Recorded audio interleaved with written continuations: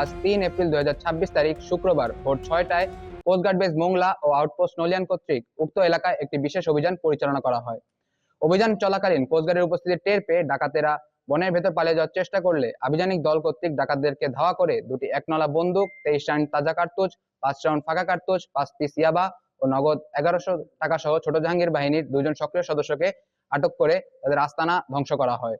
আটককৃত ডাকাত মোহাম্মদ সোহাগ হাওলাদার বাগেরহাটের শরণখোলা এবং বাবুল থানা খুলনার পাইকগাছা থানার বাসিন্দা। উভয়ে দীর্ঘদিন যাবৎ ছোট জাহাঙ্গীর বাহিনীর সক্রিয় সদস্য হিসেবে ডাকাতি করে আসছিল। অপরদিকে আরো একটি গোপন তথ্যের ভিত্তিতে জানা যায়, গত ৩১ মার্চ ২০২৬ তারিখ মঙ্গলবার সুন্দরবনের দুর্ধর্ষ ডাকাত জোনাব বাহিনীর সদস্যরা সাতক্ষীরার শ্যামনগর থানাধীন হোগলডরা খাল সংলগ্ন এলাকা হতে একটি নৌকা সহ ৩ জন জেলেকে জিম্মি করে মুক্তিপণ দাবি করেছে।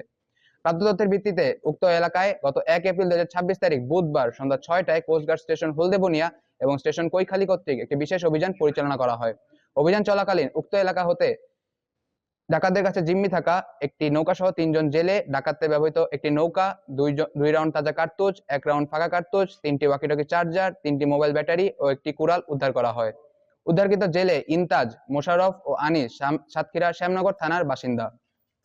আটককৃত ডাকাত ও জব্দকৃত অস্ত্র গোলাবারুদের পরবর্তী আইনানুগ ব্যবস্থা এবং উদ্ধারকৃত জেলেদের পরিবার নিকট হস্তান্তরের কার্যক্রম প্রক্রিয়াধীন রয়েছে। আপনাদের অবগতির জন্য গত ১.৫ বছর হতে অদ্যাবধি বাংলাদেশ কোস্ট গার্ডের ধারাবাহিক অভিযানে কুখ্যাত করিম শরীফ, নানা ভাই, ছোট সুমন, আলিফ ও আসাবর বাহিনীর মোট ৬১ জন ডাকাত সদস্যকে আটক করা হয়েছে। অভিযানগুলোতে ৮০টি আগ্নেয়াস্ত্র, ৫৯৯ রাউন্ড তাজা গোলা, ৩০৮ রাউন্ড ফাঁকা গোলা ও ১৯৫০ রাউন্ড এয়ারগানের গুলি জব্দ করা হয়েছে এবং দস্যুদের কবল থেকে ৭৮ জন জেলে ও ৩ জন পর্যটককে উদ্ধার করা সম্ভব হয়েছে। সুন্দরবনকে সম্পূর্ণরূপে দস্যুমুক্ত করতে বাংলাদেশ কোস্ট গার্ড ভবিষ্যতেও এ ধরনের অভিযান অব্যাহত রাখবে।